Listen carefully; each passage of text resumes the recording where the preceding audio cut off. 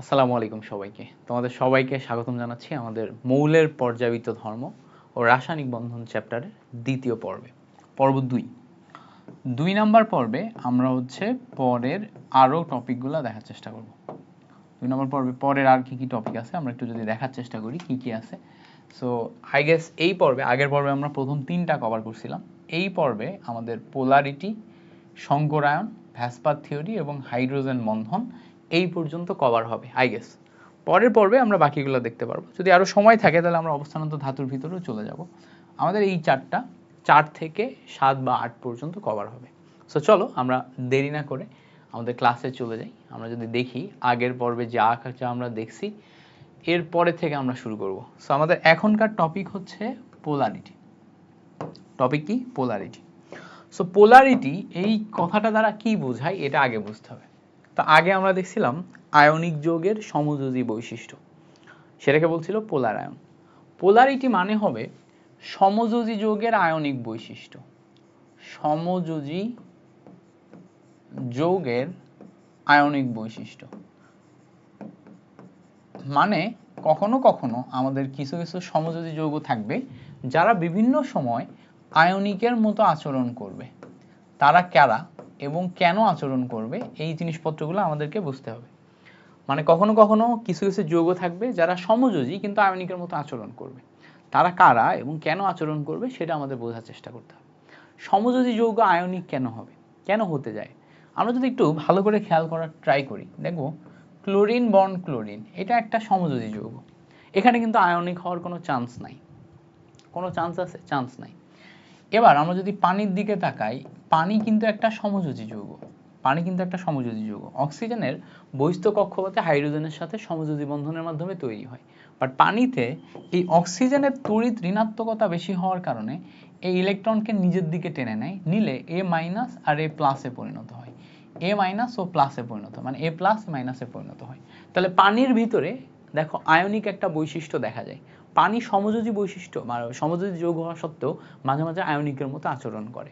এরকম বেশ কিছু যৌগ আছে যারা গঠন অনুসারে তারা সমযোজী কিন্তু আয়নিকের মতো আচরণ করবে। গঠন অনুসারে সমযোজী কিন্তু আয়নিকের মতো আচরণ করবে। তো কারা কারা আছে এরকম যৌগগুলো আমাদের একটু খুঁজে বের করতে হবে। সিম্পলি আমরা যদি একটু বোঝার চেষ্টা করি, হাইড্রোজেন ক্লোরাইডে দেখো, এই হাইড্রোজেন ক্লোরাইডে ক্লোরিনের বহিস্থ কক্ষপথে একটা ইলেকট্রন দরকার আর হাইড্রোজেনের একটা ইলেকট্রনই আছে। তো তারা দুজনই শেয়ার করে এও অষ্টক পূরণ করছে, এও অষ্টক পূরণ করছে। তাহলে এরা কিন্তু সমযোজী বন্ধনের মাধ্যমে তৈরি হয়েছে, কিন্তু এরা সমযোজী থাকে না। কেন? কারণ এই সমযোজী বন্ধনে শেয়ার করা যে ইলেকট্রন, এই ইলেকট্রনকে নিজের দিকে টেনে নেওয়ার প্রবণতা ক্লোরিনের বেশি। ফলে ক্লোরিনের তড়িৎ ঋণাত্মকতা বেশি। ক্লোরিনের কি? তড়িৎ ঋণাত্মকতা বেশি। তড়িৎ ঋণাত্মকতা বেশি হওয়ার কারণে ক্লোরিন ডেল মাইনাস আর হাইড্রোজেন ডেল প্লাসে পরিণত হয়। তো এইটাই যে একটা কারণ যেটার কারণে আমরা সমযোজী যৌগকে আয়নিক বৈশিষ্ট্য প্রকাশ করতে দেখতেছি। একটা কারণ, সেই কারণে আমরা সমযোজী যৌগকে আয়নিক বৈশিষ্ট্য প্রকাশ করতে দেখতেছি। সেই কারণটাকে আমরা বলবো তড়িৎ ঋণাত্মকতা। কি বলবো? তড়িৎ ঋণাত্মকতা। তো তড়িৎ ঋণাত্মকতা এই জিনিসটাকে আমরা সহজে বোঝার চেষ্টা করলে এটা কি? এটা আসলে সমযোজী বন্ধনে শেয়ারকৃত ইলেকট্রন, সমযোজী বন্ধন, সেখানে যেই ইলেকট্রন থাকে বা সমযোজী বন্ধনে যেই ইলেকট্রন শেয়ার হয়, সমযোজী বন্ধনে শেয়ারকৃত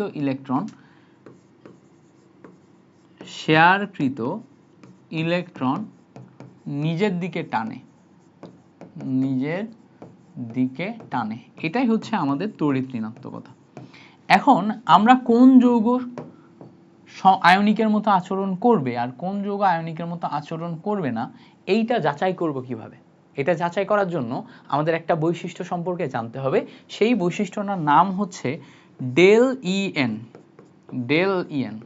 ডেল ইএন মানে কি? ডেল ইএন মানে হচ্ছে ডিফারেন্স অফ ইলেকট্রোনেগেটিভিটি, মানে তড়িৎ ঋণাত্মকতার পার্থক্য।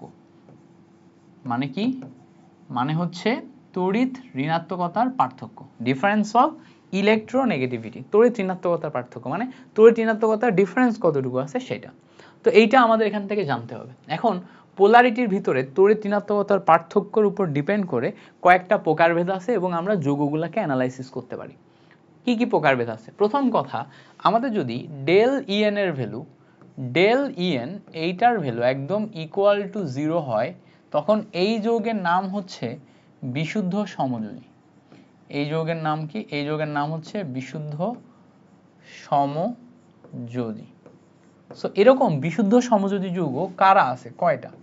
দেখো, ক্লোরিন গ্যাস এটা একটা বিশুদ্ধ সমযোজী, হাইড্রোজেন বিশুদ্ধ সমযোজী, অক্সিজেন বিশুদ্ধ সমযোজী, নাইট্রোজেন বিশুদ্ধ সমযোজী, ঠিক আছে, আয়োডিন বিশুদ্ধ সমযোজী। এই টাইপের যে যৌগগুলো আছে এরা সবাই বিশুদ্ধ সমযোজী। এখানে কার্বন কার্বন সমযোজী বন্ধন তৈরি হয়েছে, সিঙ্গেল বন্ড, মানে ক্লোরিন ক্লোরিন সিঙ্গেল বন্ড তৈরি হয়েছে, সমযোজী বন্ধন তৈরি হয়েছে এবং সবাই বিশুদ্ধ সমযোজী। কেন বিশুদ্ধ সমযোজী? কারণ এখানে বন্ধনগুলোর টাইপ দেখলে দেখবা ক্লোরিন ক্লোরিন বন্ধন, হাইড্রোজেন হাইড্রোজেন বন্ধন, অক্সিজেন অক্সিজেন বন্ধন।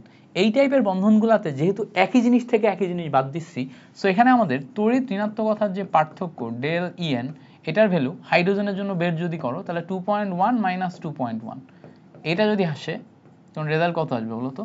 0 আসবে। এটা যদি আসে তখন আমাদের রেজাল্ট আসবে কত? রেজাল্ট আসবে হচ্ছে 0। তাহলে এই যে 0 আসলো, এটা আমরা কি পাইলাম? বিশুদ্ধ সমযোজী পাইলাম।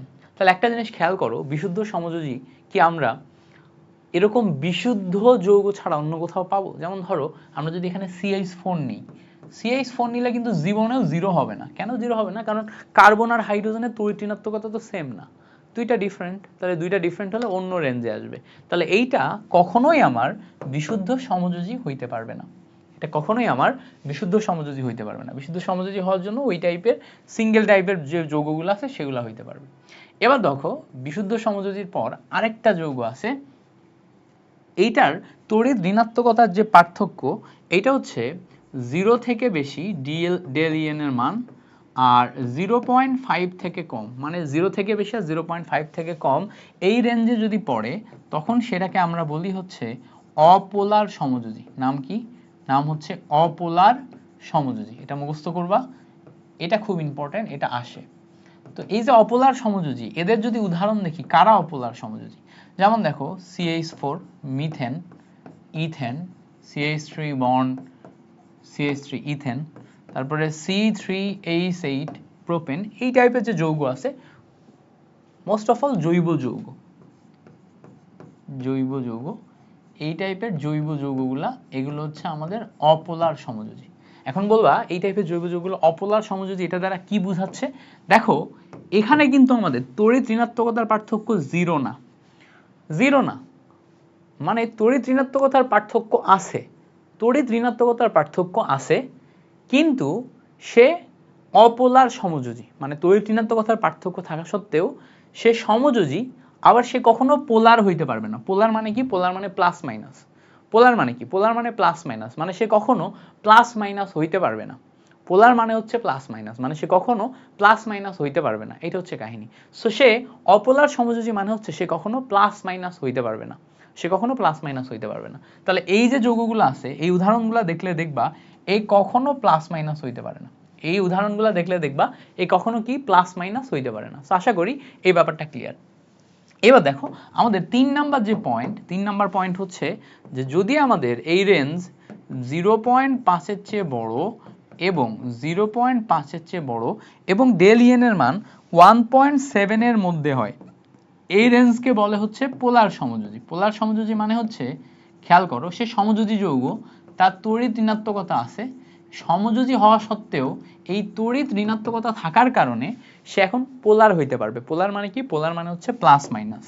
সো এখন এ সমযোজী যৌগ হওয়া সত্ত্বেও পোলার হইতে পারবে, আর এ সমযোজী যৌগ ছিল, তড়িৎ ঋণাত্মকতা থাকা সত্ত্বেও সে কিন্তু অপোলার, মানে প্লাস মাইনাস হইতে পারতো না, বিকজ লিমিটটা কম, আর এখানে লিমিটটা বেশি হওয়ায় সে এখন প্লাস মাইনাস হতে পারবে।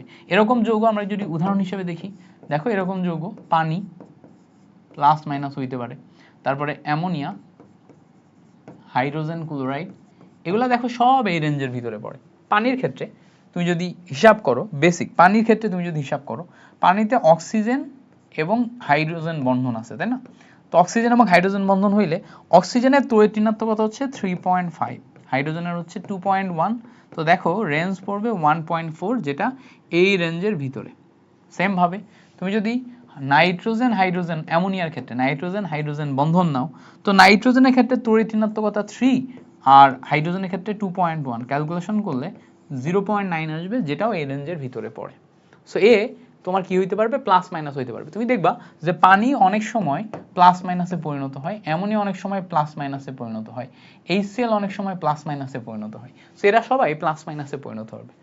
এবং আমাদের লাস্ট পয়েন্ট হচ্ছে যদি আমাদের ডেল ইএন এইটার ভ্যালু গ্রেটার দেন 1.7 হয়, গ্রেটার দেন 1.7 হয়, 1.7 এর চেয়ে বেশি, তখন একে বলে হচ্ছে প্রায় আয়নিক। যৌগটার নাম কি? যৌগটার নাম হচ্ছে প্রায় আয়নিক। যৌগটার নাম হচ্ছে প্রায় আয়নিক। সো এই টাইপের প্রায় আয়নিক যৌগ যেগুলো আছে, এই প্রায় আয়নিক যৌগের ভিতরে একটাই যৌগ উদাহরণ হিসেবে পাবা হাইড্রোজেন ফ্লোরাইড।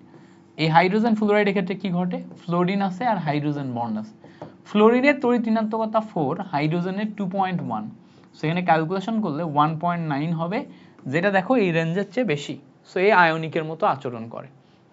তো এই জায়গায় পোলারিটি যেটা আমরা পড়লাম, এখানে কয়েকটা মৌলের আমাদের বের করা লাগবে, কয়েকটা মৌলের আমাদের কি হবে, পোলারিটি বের করা লাগবে। তো কোন কোন মৌলের পোলারিটি বের করা লাগবে, মানে কয়েকটা মৌলের আমার তড়িৎ ঋণাত্মকতা জানা লাগবে। তো কোন কোন মৌলের তড়িৎ ঋণাত্মকতা জানা লাগবে, দেখো ফর সলভিং প্রবলেম জানতে হবে ফ্লোরিনের জন্য 4.0, কার্বনের জন্য 2.5, হাইড্রোজেনের জন্য 2.1, ক্লোরিনের জন্য আমাদের রেজাল্ট হচ্ছে, ক্লোরিনের জন্য হচ্ছে আমাদের রেজাল্ট কত, 3.5 আই গেস, ক্লোরিন 3.5 হওয়ার কথা, না ক্লোরিন 3, অক্সিজেন হচ্ছে 3.5, নাইট্রোজেনও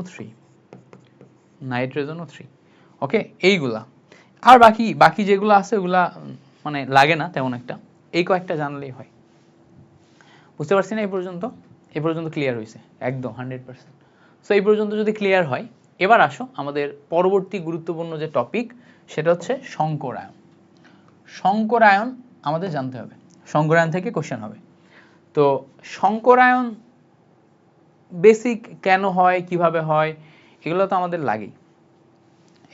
লাগে, কিন্তু সংকরায়ন থেকে মেইনলি যে কোশ্চেন আসে, সংকরায়নে আকৃতি কেমন এবং নিচের যৌগটি কোন সংকরায়ন দেয়, এই দুইটা জিনিস লাগে। তো অ্যাডমিশনের জন্য, বিশেষ করে ভার্সিটি কো-অ্যাডমিশনের জন্য টু দ্য পয়েন্টে আমরা আকৃতি শিখব এবং কোন সংকরায়ন দেয় সেটা দেখব। তো আকৃতি এবং কোন সংকরায়ন দেয় এটা যদি আমরা একদম টু দ্য পয়েন্টে দেখতে যাই, দেখো আমাদের টু দ্য পয়েন্টে যদি দেখতে যাই, এর জন্য তোমাকে আমি একটা ফর্মুলা শেখাবো। এই ফর্মুলাকে বলা হচ্ছে স্টেরিক নাম্বার কনসেপ্ট। ফর্মুলাটা লিখে নাও, স্টেরিক নাম্বার ফর্মুলা। তো স্টেরিক নাম্বার ইকুয়ালস টু, ভালো করে বোঝার চেষ্টা করবা, steric number equals to sigma বন্ধন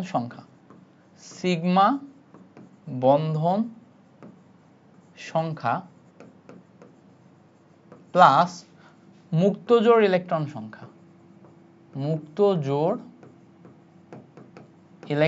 সংখ্যা। এখন কেমনে বুঝবো একটা যৌগে কয়টা সিগমা বন্ধন আছে আর কয়টা মুক্ত জোড় ইলেকট্রন আছে, এটা কিন্তু আমি অলরেডি তোমাদের দেখাইছি।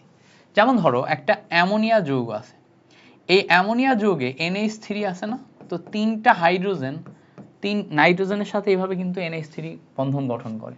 এখন এখানে মুক্ত জোড় ইলেকট্রন আছে কিনা এটা বোঝার উপায় হচ্ছে, নাইট্রোজেনে মোট ইলেকট্রন 7টা, এই 7টা ইলেকট্রন প্রথম অরবিটালে 2টা, দ্বিতীয় অরবিটালে 5টা থাকে।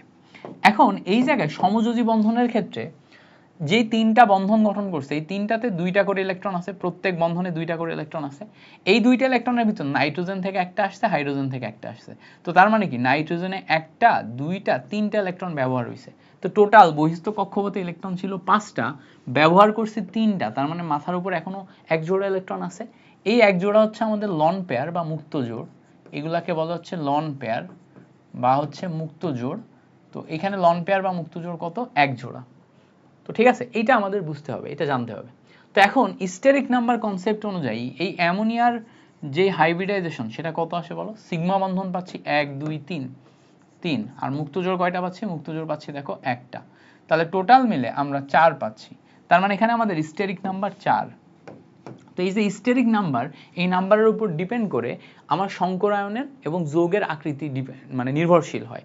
তো দেখো, যখন আমাদের steric number x equals to 2 হবে, তখন আমাদের এখানে দুইটা অরবিটাল মানে হচ্ছে sp সংকরায়ন। কি সংকরায়ন? sp সংকরায়ন।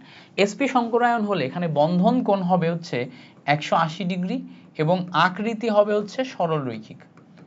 180 ডিগ্রি এবং আকৃতি কি? সরল রৈখিক। তো মাথায় রাখবো পয়েন্ট আমাদের দুইটা, x ইকুয়ালস টু 2, সো দুইটা পয়েন্ট, এখানে একটা পয়েন্ট, এখানে একটা পয়েন্ট, এরকম তো সরল রৈখিক আকৃতি আসবে, তাই না? তো পয়েন্ট যখন 2 তখন আমরা সরল রৈখিক আকৃতি পাইলাম। সেম ভাবে পয়েন্ট যখন আমাদের 3, তখন দেখো একটা s অরবিটাল চলে গেল, এখন আমাদের তিনটা p অরবিটাল হাতে আছে, তার ভিতরে p অরবিটাল দুইটা আসলে টোটাল মিলে তিনটা পয়েন্টকে কভার করতেছে, তার মানে পয়েন্ট যখন, মানে স্ট্যাটিক নাম্বার যখন 3, তখন আমাদের সংকরায়ন কি হচ্ছে? sp2, এবং এখানে আমাদের মানে বন্ধন কোণ আসছে 120 ডিগ্রি, বন্ধন কোণ কত? 120 ডিগ্রি, এবং এখানে আমরা আকৃতি পাবো হচ্ছে ত্রিভুজ আকৃতি, তাই না? এখানে আমরা আকৃতি কি পাবো? ত্রিভুজ আকৃতির আকৃতি পাবো। তো সরল রৈখিক, এরপরে sp2 সংকরণ 120 ডিগ্রি, এটা পাবো হচ্ছে সমতলীয় ত্রিভুজ আকৃতির। এখন বলবা ভাই সমতলীয় ত্রিভুজ আকৃতির মানে কি? সমতলীয় ত্রিভুজ আকৃতি এটার মানে কি? দেখো আমাদের হাতে পয়েন্ট আছে তিনটা, তো তিনটা পয়েন্ট মিলে তো আমরা ত্রিভুজ তৈরি করতে পারি। এটা যদি একই সমতলে থাকে তখন সেটাকে বলে সমতলীয় ত্রিভুজ আকৃতি। তো সমতলীয় ত্রিভুজ আকৃতি মানে একই সমতলে ত্রিভুজ আকৃতি গঠন করছে। ওকে, আচ্ছা, এবার x ইকুয়ালস টু যখন 4, তখন আমাদের সংকরায়ন হচ্ছে sp3। দেখো একটা s তিনটা p, মানে টোটাল মিলে 4, sp3। sp3 সংকরণ হলে আমাদের মোস্টলি বন্ধন কোণ 109 ডিগ্রি 28 মিনিট হয়, এবং এখানে যে আকৃতি, যেহেতু চারটা পয়েন্ট, তাহলে চারটা পয়েন্টে আমাদের আকৃতি আসবে হচ্ছে চতুস্তলকীয়। চতুস্তলকীয়। তো চতুস্তলকীয় বানানটা ভালো করে দেখো।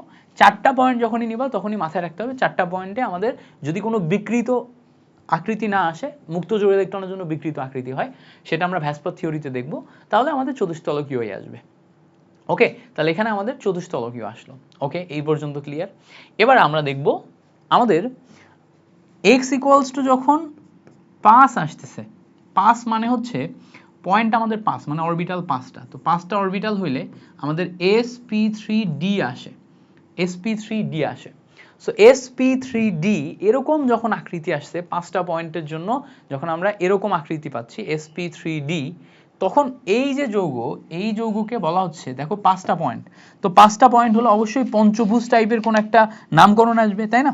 5টা পয়েন্ট যখন তুমি পাবা তখন তোমার অবশ্যই পঞ্চভুজ টাইপের কোন একটা নামকরণ আসবে। তো মেইনলি পঞ্চভুজ না, এটা হচ্ছে ত্রিভুজ আকৃতির দ্বিপিরামিড নামকরণ আসে। কেন? কারণ দেখো এই জায়গায় মাঝখানে যে তিনটা পয়েন্ট আছে না, এই তিনটা পয়েন্ট ত্রিভুজ আকৃতি বলে, এই তিনটা পয়েন্ট আমাদের ত্রিভুজ আকৃতি নির্দেশ করে। তো এই তিনটা পয়েন্ট P3 থেকে আমরা বলতে পারবো ত্রিভুজ আকৃতি। আমি এগুলো মনে রাখার জন্য এই ট্রিক ব্যবহার করি, এমন না যে এগুলাই একদমই, এগুলো হচ্ছে কি এমসিকিউ এর মনে রাখার জন্য। এমসিকিউতে দেখবা এটার জন্য তুমি অনেক ভোগান্তির শিকার হবা, এগুলো তোমার মনে থাকবে না। তো আমি কি করি, এই মনে রাখার জন্য এই ট্রিক ব্যবহার করি। তো মুখস্থ এইভাবে যদি করো তাহলে তোমার মনে থাকবে। তাহলে দেখো এটা ত্রিভুজ আকৃতির। এবার দেখো এইটা একটা অরবিটাল, এটা একটা অরবিটাল, তাহলে আমি এখানে দ্বিপিরামিডীয় বলতে পারবো, দ্বিপিরামিডীয়। এভাবে মিলায় তুমি মুখস্থ করবা ত্রিভুজ আকৃতির দ্বিপিরামিডীয়। এবার দেখো যখন x ইকুয়ালস টু 6 আসবে, তখন sp3d2 হবে। এখানে আমাদের 6টা পয়েন্ট, মাথায় রাখবো 6টা পয়েন্ট যখনই হবে তখন আমার আসবে হচ্ছে অষ্টতলকীয়। 6টা পয়েন্ট মানে হচ্ছে আমরা 8 তল চিন্তা করব। সো 6টা পয়েন্ট আসছে অষ্টতলকীয়। মোস্টলি আমাদের আকৃতি এই চারটা, 1 2 3 4 5, এই 5টা হচ্ছে কমন। এছাড়া অন্য কয়েকটা আছে, সেগুলো আমাদের সংকরায়নের স্পেশাল কেসে আমাদের আকৃতি বিকৃত হয়। সো বিকৃত আকৃতিগুলো আমরা যখন ওই যৌগ পড়বো তখন তার সাথে সাথে মুখস্থ করব। এখন আমরা এইটা পড়লাম বা এই জিনিসটা মুখস্থ করলাম ফর এমসিকিউ। ওকে, গ্রেট, এই পর্যন্ত আমরা ক্লিয়ার হয়েছি।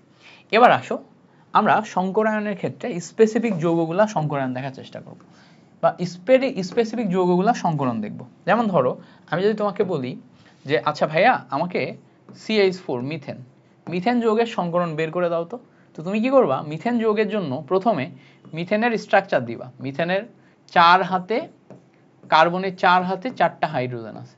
সো কার্বনের বেসিক্যালি আমার ইলেকট্রন সংখ্যা 6, তো 6টা ইলেকট্রনের প্রথম অরবিটালে 2টা, পরে যায় 4টা। তো দেখো তো 4টা ইলেকট্রন 1টা 2টা 3টা 4টা ব্যবহার হয়েছে কিনা, ব্যবহার হয়ে গেছে। সো এখানে কোনো মুক্ত জোড় ইলেকট্রন নাই। তার মানে এখানে আমাদের টোটাল স্টেরিক নাম্বার কনসেপ্ট অনুযায়ী সিগমা বন্ধন 1টা 2টা 3টা 4টা। সো সিগমা আমার 4টা, লন পেয়ার কত, লন পেয়ার নাই। তাহলে আমরা এখানে সিগমা 4 লন পেয়ার 0 সব মিলায়ে sp মানে স্টেরিক নাম্বার 4 পাচ্ছি। যখন স্টেরিক নাম্বার 4 তখন আমাদের sp3 এই ইয়াটা আসতেছে, সংকরণ আসতেছে। এইটা সংকরণ আসলে আমাদের 109 ডিগ্রি 28 মিনিট এটা আসে কি বলতো, আকৃতি মানে কোণ। আর এটা যদি কোণ হয় তখন আমরা এটাকে বলতে পারি এটা হচ্ছে চতুস্তলকীয়। তাহলে এই যৌগটার আকৃতি কি হবে, এই যৌগটার আকৃতি হবে চতুস্তলকীয়। মনে থাকবে, এই যৌগটার আকৃতি হবে চতুস্তলকীয়। ওকে গ্রেট, এই পর্যন্ত ক্লিয়ার। এখন আমরা পরের যৌগ দেখব। এখন ধরো তোমাকে আমি বললাম যে NH3 অ্যামোনিয়া, এই যৌগের ক্ষেত্রে আমাদের সংকরণ বের করো। তো সংকরণ কি হবে, এটার জন্য আমরা নাইট্রোজেনের 3 হাতে 3টা হাইড্রোজেন দিলাম। এবার নাইট্রোজেনের টোটাল ইলেকট্রন 7টা, প্রথম অরবিটালে 2টা, পরের অরবিটালে 5টা। এখানে একটা ইলেকট্রন ব্যবহার হয়েছে, এখানে একটা ব্যবহার হয়েছে, এখানে একটা ব্যবহার হয়েছে, 3টা ব্যবহার হয়েছে, এক জোড়া উপরে মুক্ত জোড় আকারে আছে। তাহলে এখানে আমরা সিগমা বন্ধন পাচ্ছি দেখো 3, আর লন পেয়ার পাচ্ছি 1। তো সংকরায়ন x যখন বের করব স্টেরিক নাম্বার কনসেপ্ট অনুযায়ী, সিগমা 3 লন পেয়ার 1 টোটাল মিলে 4 হয়। 4 হলে সংকরায়ন হচ্ছে sp3। এটার বন্ধন কোণে কিছুটা ডিফারেন্স আসবে, আমরা ভ্যাসপার থিওরিতে দেখব। আকৃতিও ডিফারেন্স হবে, সেটাও আমরা ভ্যাসপার থিওরিতে দেখব। সংকরায়নটা বের করতে আমরা স্পেসিফিক ভাবে সংকরায়ন দেখতেছি। ওকে, এবার দেখো তোমাকে যদি আমি বলি পানি, এই যৌগটা সংকরায়ন বের করো, কি বের করবা? এই যৌগের সংকরায়ন যখন তুমি বের করবা, এই যৌগের সংকরায়নে ভালো করে খেয়াল করো, অক্সিজেনের এই হাতে একটা হাইড্রোজেন, এই হাতে একটা হাইড্রোজেন। এখন অক্সিজেনের টোটাল ইলেকট্রন 8টা, 8টা ইলেকট্রনের প্রথম অরবিটালে 2টা, পরের অরবিটালে 6টা। এখন দেখো তো এখানে একটা ইলেকট্রন ব্যবহার হয়েছে, এখানে একটা ইলেকট্রন ব্যবহার হয়েছে, 2টা ব্যবহার হয়েছে, তাহলে এখনো 4টা থেকে গেছে না? এই দেখো এখানে এক জোড়া, এখানে এক জোড়া। তাহলে দেখো টোটাল মিলে এখানে সিগমা হচ্ছে আমার একটা 2টা, আর লন পেয়ার হচ্ছে আমার 2টা। তাহলে আমি যদি স্টেরিক নাম্বার বের করি, স্টেরিক নাম্বারে সিগমা 2 লন পেয়ার 2 টোটাল মিলে 4 আসে। 4 হলে আমাদের সংকরায়ন আসে হচ্ছে sp3। বুঝতে পারছো? তো পানির ক্ষেত্রে আমাদের সংকরায়ন কি আসে? sp3। ওকে, এখন আমরা পানির পরে অন্য আবার যৌগ দেখব। কি কি যৌগ দেখা যায়? আরো অনেক যৌগ দেখা যায়, র্যান্ডম যৌগ দেখি। যেমন ধরো আমরা বললাম PCl5, এই যৌগের সংকরায়ন করো। PCl এ আমাদের কেন্দ্রীয় পরমাণু কে? ফসফরাস। সো ফসফরাসে আমাদের 15টা ইলেকট্রন থাকে, প্রথম অরবিটালে 2টা, তারপরে 8টা, যোজ্যতা স্তরে 5টা ইলেকট্রন থাকে। তো আমাদের কেন্দ্রীয় পরমাণু ফসফরাস, তার যোজ্যতা স্তরে 5টা ইলেকট্রন আছে। 5টা ইলেকট্রনের সাথে 5টা ক্লোরিন, এখানে একটা সিগমা বন্ধন গঠন করছে, এখানে একটা, এখানে একটা, তারপরে এখানে একটা, এখানে একটা। তো দেখো আমাদের 5টা হাতে 5টা ক্লোরিন বসছে। তাহলে এখানে আমাদের টোটাল সিগমা বন্ধন হচ্ছে 5, লন পেয়ার কত? 0। Sigma 5 loan pair 0। তো এখানে আমরা স্টেরিক নাম্বার কনসেপ্ট অনুযায়ী দেখো সিগমা বন্ধন 5 লন পেয়ার 0 যদি করি, তাহলে আমাদের সংকরায়ন আসবে 5টা অরবিটাল। প্রথমে s অরবিটাল একটা, p অরবিটাল 3টা, তাহলে টোটাল মিলে 4টা গেল, পরে একটা d অরবিটাল বসাই দিব। তাহলে এখানে আমরা sp3d সংকরায়ন পাচ্ছি। বুঝতে পারছো? আচ্ছা, এরপরে দেখো আমরা PCl3 পাইলাম। এবার আমি যদি বলি না PCl3 এর জায়গায় POCl3, PCl5 এর জায়গায় POCl3, এই যৌগটার সংকরায়ন বের করো। এটা বের করতে পারবা? POCl2 এটা, এইটার জন্য কি হবে বলো? এই যৌগটার সংকরায়ন কি হবে? ওকে, এই যৌগটার সংকরায়ন আরো ইজি। আমাদের এই যৌগগুলোর জন্য আকৃতি, মানে সংকরায়নের জন্য মেইন কাহিনী হচ্ছে আকৃতি। তুমি যদি আকৃতি বুঝো তাহলে তুমি যে কোনো যৌগের সংকরায়ন বের করতে পারবা। আকৃতি না বুঝলে কোনো যৌগের সংকরায়ন বের করতে পারবা না। তো এখন বলবা ভাই আকৃতি ব্যাপারটা কি? আগে তোমার কেন্দ্রীয় পরমাণুর ওই যে ইলেকট্রন বিন্যাসটা বুঝতে হবে। ফসফরাসে বাইরের কক্ষপথে কয়টা ইলেকট্রন আছে? 5টা, এখানেও 5টা। তো ফসফরাস নিলাম, ক্লোরিন 3টার সাথে 3টা বন্ধন থাকবে, এটা আমরা জানি, 3টা বন্ধন থাকবে, এটা আমরা জানি। এবার একটা অক্সিজেন আছে, এখন অক্সিজেন তো ডাবল বন্ড তৈরি করে, তাহলে এখানে আমাদের ডাবল বন্ড থাকবে, এটাও আমরা জানি। ওকে, এবার ভালো করে খেয়াল করো, এখানে আমাদের একটা সিগমা, 2টা সিগমা, 3টা সিগমা, 3টা সিগমা বন্ধনে 3টা ইলেকট্রন হয়, আর এই ডাবল বন্ড এখানে একটা ইলেকট্রন, এখানে একটা ইলেকট্রন, টোটাল মিলে ফসফরাসের যোজ্যতা স্তরের 5টা ইলেকট্রন ফিল হয়ে গেছে। সো এখানে আমাদের আলাদা করে আর কোনো লন পেয়ার ইলেকট্রন নাই। তার মানে এখানে আমরা এখন সিগমা কাউন্ট করব। সিগমা কাউন্ট করলে একটা সিগমা, দুইটা সিগমা, তিনটা সিগমা, কোথাও যদি ডাবল বন্ড থাকে একটা সিগমা একটা পাই, এই একটা সিগমা একটা পাই। তো আমাদের একটা জিনিস মাথায় রাখতে হবে, পাই বন্ধন যারা আছে এরা অসংকরিত। এরা কি? অসংকরিত। এরা সংকরায়নে অংশগ্রহণ করে না, এরা সবসময় অসংকরিত অবস্থায় থাকবে। আর আমরা স্টেরিক নাম্বার এমনিও দেখছি যে আমাদের সিগমা আর লন পেয়ার এই দুইটা কাউন্ট হয়, পাই বন্ধন তো আর কাউন্ট হয় না। তো এখানে সিগমা আমার 4, লন পেয়ার 0, তাহলে এখানে আমরা 4 পাচ্ছি। তার মানে মেইনলি আমাদের সংকরায়ন আসতেছে হচ্ছে sp3। বুঝতে পারছো? আশা করি এই ব্যাপারটা ক্লিয়ার হয়েছে। এবার তোমাকে একটু কঠিন প্রশ্ন করি। হ্যাঁ, কঠিন প্রশ্ন করি। তোমাকে বললাম XgF2 এই যৌগের সংকরায়ন ব্যাখ্যা করো। তুমি বলবা ভাই এইটা আবার কোন যৌগ দিলেন, এই যৌগ তো দেখি নাই জীবনে। দেখো তুমি দেখো নাই, বাট এই যৌগের সংকরায়ন আসবে। দেখো আমরা সমযোজী এই তোমার হচ্ছে ইনার্ট গ্যাস বা নিষ্ক্রিয় গ্যাস জানি না কি কি আছে বলো তো? প্রথমে আছে হিলিয়াম, তারপরে নিয়ন, তারপরে আর্গন, তারপরে হচ্ছে ক্রিপ্টন, তারপরে জেনন, তারপরে রেডন, এগুলো সব নিষ্ক্রিয় গ্যাস। তো নিষ্ক্রিয় গ্যাস কেন নিষ্ক্রিয় হয়? কারণ এর আউটার শেলে 8টা করে ইলেকট্রন থাকে, এরা একদম পরিপূর্ণ অবস্থায় থাকে। পরিপূর্ণ অবস্থায় থাকার কারণে এদের আউটার শেল পূর্ণ অবস্থায় থাকার কারণে এটা নিষ্ক্রিয় গ্যাস। তো আউটার শেলে মেইনলি ইলেকট্রন থাকে হচ্ছে 8টা। আউটার শেলে মেইনলি ইলেকট্রন থাকে কয়টা? 8টা। তার মানে জেননের ক্ষেত্রেও আউটার শেলে 8টা ইলেকট্রন আছে। তো আমরা একটু 8টা ইলেকট্রন একটু মার্ক করি। জেননের আউটার শেলে দেখো এখানে 2টা ইলেকট্রন, এখানে 2টা ইলেকট্রন, এখানে 2টা ইলেকট্রন, এখানে 2টা ইলেকট্রন। সো টোটাল আউটার শেলে আমাদের 8টা ইলেকট্রন আছে। Okay great. এবার দেখো আউটার শেলে যে 8টা ইলেকট্রন আছে, এই জায়গায় আমরা যদি একটু দেখার চেষ্টা করি, এই একটা ইলেকট্রনের সাথে একটা ফ্লোরিন বন্ড গঠন করছে, আরেকটা ইলেকট্রনের সাথে আরেকটা ফ্লোরিন বন্ড গঠন করছে। তাহলে দুইটা ইলেকট্রনের সাথে দুইটা ফ্লোরিন যদি বন্ড গঠন করে, তাহলে এখন আমাদের বাকি ইলেকট্রন দেখো তো 1 জোড়া, 2 জোড়া, 3 জোড়া আছে। এখানে একটা সিগমা, এখানে একটা সিগমা। তাহলে আমরা এখানে স্টেরিক নাম্বার যখন কাউন্ট করব, তখন লন পেয়ার পাবো হচ্ছে, লন পেয়ার পাবো হচ্ছে 3টা, আর সিগমা পাবো হচ্ছে দেখো 2টা। টোটাল মিলে কাউন্ট করলে আমাদের 5 আসে। 5 আসলে একটা S, 3টা P, একটা D, সব মিলায় 5 হয়। তাহলে আমাদের XgF2 এর জন্য সংকরায়ন আসে হচ্ছে sp3d। বুঝতে পারছো? sp3d। ওকে, এবার দেখো আমরা যদি XgF2 এর জায়গায় XgF4 নিই তখন কি হবে? দেখো সেম ভাবে জেননের আউটার শেলে 8টা ইলেকট্রন নিবা, 8টা ইলেকট্রন নিবা। এবার দেখো এখানে একটা ফ্লোরিন, এখানে একটা ফ্লোরিন, এই ইলেকট্রন একটা ফ্লোরিন নিয়ে গেল, এই ইলেকট্রন একটা ফ্লোরিন নিয়ে গেল। তার মানে এখন মুক্তজোড় ইলেকট্রন লন পেয়ার কয়টা? লন পেয়ার গেল হচ্ছে 2টা। আর সিগমা কয়টা? 1 2 3 4, 4টা। টোটাল মিলে আমরা 6 পাচ্ছি। 6 পাওয়া মানে sp3d2। এই হচ্ছে আমার সংকরায়ন। তো এইভাবে আমাদের আইডেন্টিফাই করতে হবে কোন যৌগের সংকরায়ন কেমন। যেমন XgF2 করলাম, XgF4 এর করলাম। তাহলে আশা করি এই দুইটা জিনিস তো আমরা বুঝতে পারছি। এখন সংকরায়নের ক্ষেত্রে আরো সংকরায়ন শিখতে হবে। কোনটার কখন চলে আসবে এটা তো বলা যায় না, তাই না? দেখো এবার যদি আমি তোমাকে বলি অ্যামোনিয়াম প্লাস আয়ন এই যৌগের সংকরায়ন করো, কেমনে করবা? ক্যাটায়নের সংকরায়ন। বা আমি যদি তোমাকে বলি কার্বন ডাইঅক্সাইডের সংকরায়ন করো, সালফার ডাইঅক্সাইডের সংকরায়ন করো, পারবা না? এটাও পারতে হবে। দেখো অ্যামোনিয়াম প্লাস আয়ন এই যৌগের যখন আমরা সংকরায়ন করব, নাইট্রোজেনের এই হাতে হাইড্রোজেন, এই হাতে হাইড্রোজেন, এই হাতে হাইড্রোজেন আছে, এই হাতে হাইড্রোজেন আছে। ওকে, এই হাতে হাইড্রোজেন আছে। এবার যদি আমরা একটু খেয়াল করার ট্রাই করি, এখানে এক জোড়া যে মুক্ত জোড় ইলেকট্রন ছিল সেটা সন্নিবেশ বন্ধনের মাধ্যমে হাইড্রোজেন প্লাস আয়নকে দিয়ে দিছে। সন্নিবেশ বন্ধনেও তো আমার সিঙ্গেল বন্ডই তৈরি হয়, তাই না? তাহলে সব সিঙ্গেল বন্ড তো সিগমা বন্ড, তাহলে এটাও সিগমা বন্ড, এটাও সিগমা বন্ড। তাহলে এখন আর আমাদের লন পেয়ার নাই, বাট অ্যাটলিস্ট আমাদের 4টা সিগমা বন্ধন তো আছে। তো 4টা সিগমা বন্ড এবং লন পেয়ার মিলে দেখো আমরা এখানে sp3 গঠন করতে পারি। 4টা সিগমা বন্ড এবং লন পেয়ার, তাহলে আমরা এখানে কি তৈরি করতে পারি? sp3। That's it, as simple as that. পারবো না? এই সিম্পল জিনিসটা আমাদের বোঝার কথা। এবার বলবা ভাই কার্বন ডাইঅক্সাইডের কেমন হবে? দেখো কার্বন ডাইঅক্সাইডে carbon double bond oxygen, carbon double bond oxygen, এই আসলো।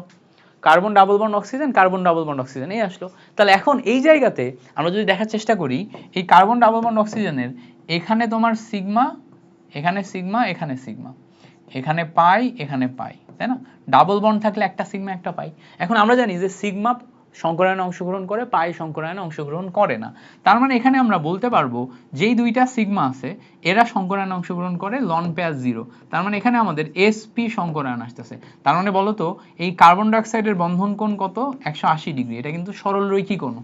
বুঝতে পারছো? সরলরৈখিক অণু। ওকে, এই পর্যন্ত ক্লিয়ার? এবার দেখো যদি আমাদের সালফার ডাইঅক্সাইডে আসে তখন কি করতে হবে? সালফার ডাইঅক্সাইড তো কঠিন লাগতে পারে, বাট কঠিন না। সালফারের ইলেকট্রন সংখ্যা কত? টোটাল 16টা।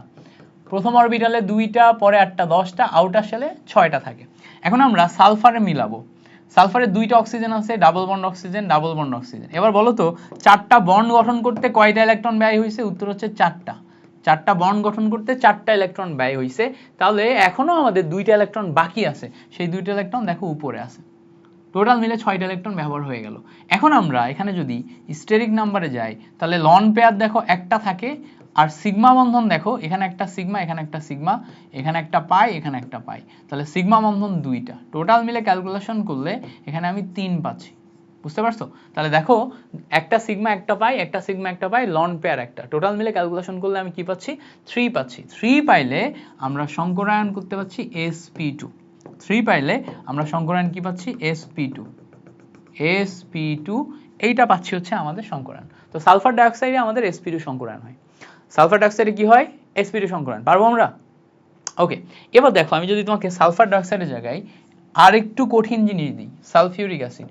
দেখো আমি এক সূত্রের মাধ্যমে সব কিছু করাচ্ছি। আমরা ওই যে বইয়ে যে সূত্রটা আছে half into V plus M minus C plus A, এই সূত্রে করলে তোমার ক্যালকুলেশন করতে বেশ অসুবিধা হয়, বাট সিগমা এবং পাই হিসাব করলে ঠাস ঠাস ঠাস ঠাস করে বের হয়ে যায়, সবার বের হয়ে যাবে। যে কোনো যৌগে, জটিল যৌগেরও বের হয়ে যাবে, জৈব যৌগেরও বের হয়ে যাবে। আমরা তো এগুলো অজৈব যৌগ শিখতেছি, তাই না? জটিল যৌগ, জৈব যৌগ সবার বের হয়ে যাবে। সো এই জন্য আমরা এই পদ্ধতিটা শিখতেছি। এবার দেখো সালফিউরিক অ্যাসিডের জন্য কি ঘটবে? সালফিউরিক অ্যাসিডের জন্য দেখো সালফার আবারও বাইরের আউটার শেলে কয়টা ইলেকট্রন আছে? টোটাল মিলে 6টা ইলেকট্রন। তাহলে এখন আমরা দেখি ডাবল বন্ড একটা অক্সিজেনের সাথে, ডাবল বন্ড আরেকটা অক্সিজেনের সাথে।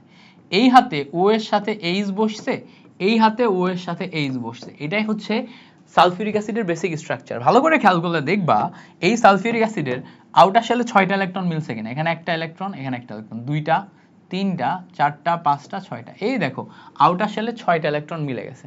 আবার দেখবা 4টা অক্সিজেনও মিলছে, 2টা হাইড্রোজেনও মিলছে। এটাই হচ্ছে বেসিক স্ট্রাকচার। স্ট্রাকচার জানতে হবে তোমাকে, না হলে তুমি মিলাইতে পারবে না। এবার দেখো তাহলে আমি যদি এখন স্টেরিক নাম্বার দেখা ট্রাই করি, স্টেরিক নাম্বারে আমরা দেখো এখানে এইটা সিগমা, এইটা সিগমা, এইটা সিগমা, এটা পাই, এইটা সিগমা, এটা পাই। তাহলে সিগমা টোটাল মিলে আসে দেখো 1 2 3 4, 4টা সিগমা আসে। লন পেয়ার 0, পাই তো অংশগ্রহণ করে না, তাহলে 4 হলে এই সংকরায়নটা হচ্ছে sp3 সংকরায়ন। সালফিউরিক অ্যাসিডে আমাদের মেইনলি কেন্দ্রীয় পরমাণু সালফারে sp3 সংকরায়ন ঘটে।